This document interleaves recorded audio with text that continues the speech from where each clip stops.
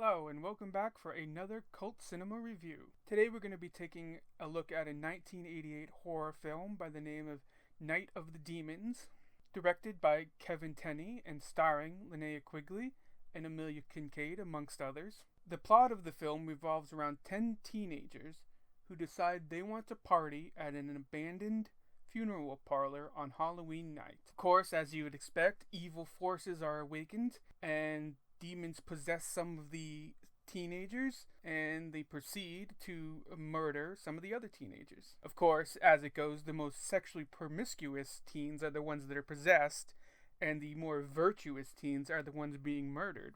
But that's pretty typical for 80s horror specifically, and actually kind of horror in general, it seems like. Now, supposedly this film was made in about 4 weeks, I think, and it was produced for $1.2 million.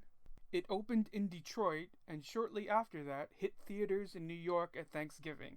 Despite being in limited theaters and running only till the end of the year, the film earned $3.1 million, almost tripling the cost, which is really unusual for a horror movie, and especially one so cheaply produced in such a quick time. Also, Linnea Quigley met her future husband, special effects artist Steven Johnson, when she had to get a mold of her breast done for a special effects scene later in the movie. Now, this movie is pretty standard fare for 80s horror, but I kind of have a soft spot for it because it's one of the first horror movies that I ever saw, along with Return of the Living Dead, another Linnea Quigley movie, and actually Evil Dead. So my love for this movie has a little bit more of a personal connection than just liking it because it's a really good movie. And it's not a bad movie. Like I said, the special effects are pretty good and the makeup is pretty good, like especially considering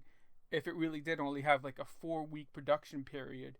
They did a really, really good job. And it is pretty good. I mean, for 80s horror, it does kind of stick out a little bit more than some of the others. So if you like 80s horror, or if you're just a fan of like the 80s scream queens like Linnea Quigley, I would definitely recommend watching this.